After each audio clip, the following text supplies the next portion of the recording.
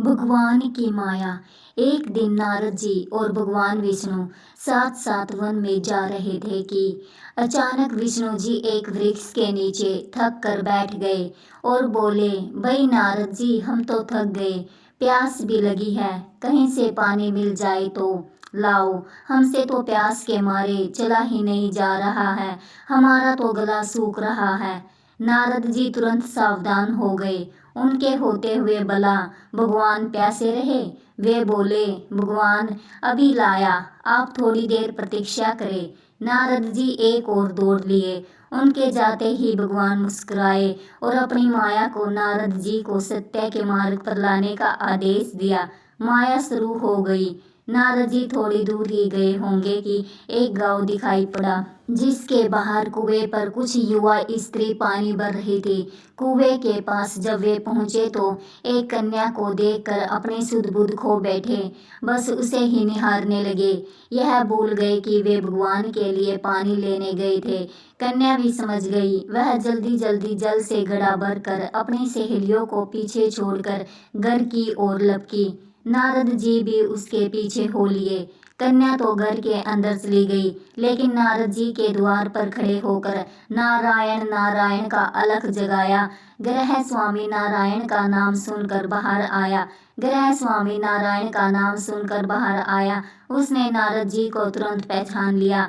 अत्यंत विनम्रता और आदर के साथ वह उन्हें घर के अंदर ले गया और उनके हाथ पैर धुलाकर स्वच्छ आसन पर बैठाया तथा उनकी सेवा सत्कार में कोई कमी न छोड़ी। तब शांति के साथ उनके आगमन से अपने को धन्य बताते हुए अपने योग्य सेवा के लिए आग्रह किया। नारद जी बोले, आपके घर में जो आपकी कन्या जल का घड़ा लेकर अभी अभी आई है, मैं उससे विवाह करना चाहता हूँ। ग्रह स्वामी एकदम चकित रह गया, लेकिन उसे प्रसन्नता भी हुई कि मेरी कन्या एक ऐसे महान योगी तथा संत के पास जाएगी। उसने स्वीकृति प्रदान कर दी और नारद जी को अपने घर में ही रख लिया। 2-4 दिन पश्चात शुभ मुहूर्त में अपनी कन्या का विवाह नारद जी के साथ कर दिया। उन्हें ग्राम में उतनी ही धरती का टुकड़ा दे दिया कि खेती करके वे आराम से अपना पेट भर सके। अब नारद जी की वीणा एक खूंटी पर टंगी रहती, जिसकी ओर उनका ध्यान बहुत कम जाता। अपनी पत्नी के आगे नारायण को वे भूल गए। दिन भर खेती में लगे रहते, कभी हल चलाते, कभी पानी देते, कभी बीज बोते, कभी निराई गुड़ाई करते। जैसे जैसे पौधे बढ़ते, उनकी प्रसन्नता का वार न रहता। फसलें हर वर्ष पकती कटती, अनाज से उनके कोठे भर जाते। नारद जी की गृहस्थी भी बढ़ती गई। 3-4 लड़के लड़कियां भी हो गए। अब नारद जी को एक क्षण भी फुर्सत ना थी। वे हर समय उनके पालन पोषण तथा पढ़ाई लिखाई में लगे रहते अथवा खेती में काम करते। अचानक एक बार वर्षा के दिनों में तेज बारिश हुई। कई दिनों तक बंद होने का नाम ही नहीं लिया। बादलों की गरज और बिजली की कड़क ने सबके हृदय में भय उत्पन्न कर दिया। मूसलाधार वर्षा ने ग्राम के पास बहने वाली नदी में बाढ़ की स्थिति पैदा कर दी। किनारे तोड़कर नदी उफन पड़ी। चारों ओर पानी ही पानी। कच्चे पक्के सभी मकान ढहने लगे। घर का सामान बह गया। पशु भी डूब गए। अनेक व्यक्ति मर गए। गांव में तराई तराई मच गई। नारद जी अब क्या करें?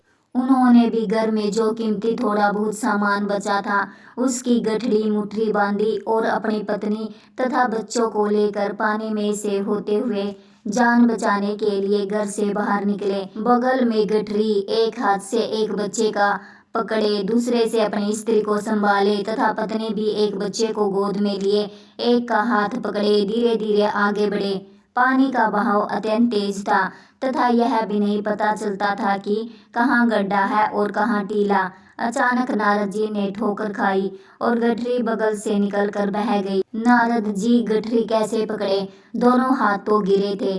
सोचा जैसी उसकी इच्छा फिर कमा लेंगे। कुछ दूर जाने पर पत्नी एक गड्ढे में गिर पड़ी और गोद का बच्चा बह गया।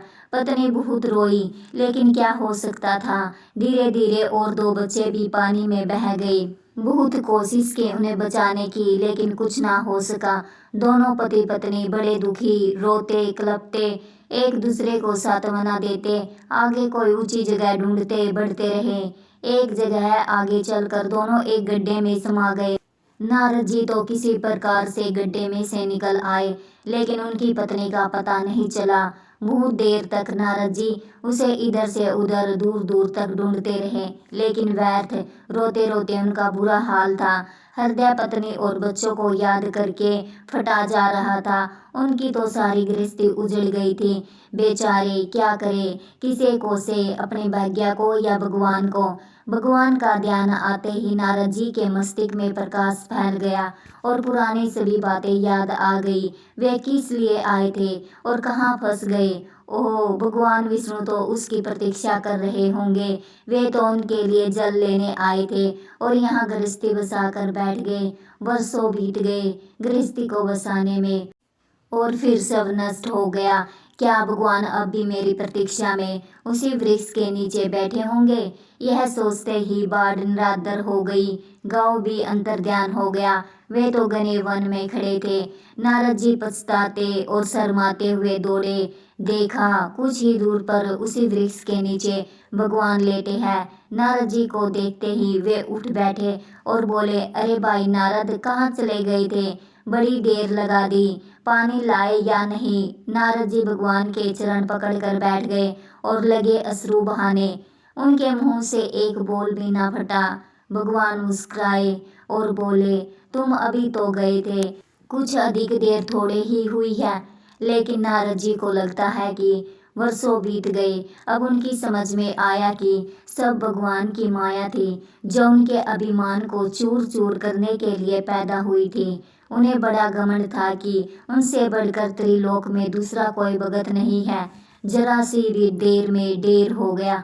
वे पुनः सरलता और विनय के साथ भगवान के गुण गाने लगे। इस कथा से हमें यह शिक्षा मिलती है कि यदि हमारे पास कुछ है, हमने अथक परिश्रम, लगन तथा निष्ठा से कुछ प्राप्त कर लिया है, चाहे वह अपार धन हो, शारीरिक शक्ति हो, बड़ा पूरा परिवार हो या फिर कोई ऊंची योग्यता, पद या यश हो, तो उस पर घमंड क्यों करे। क्या हमसे ऊपर और लोग नहीं है? क्या हम ही सर्वोपरि है?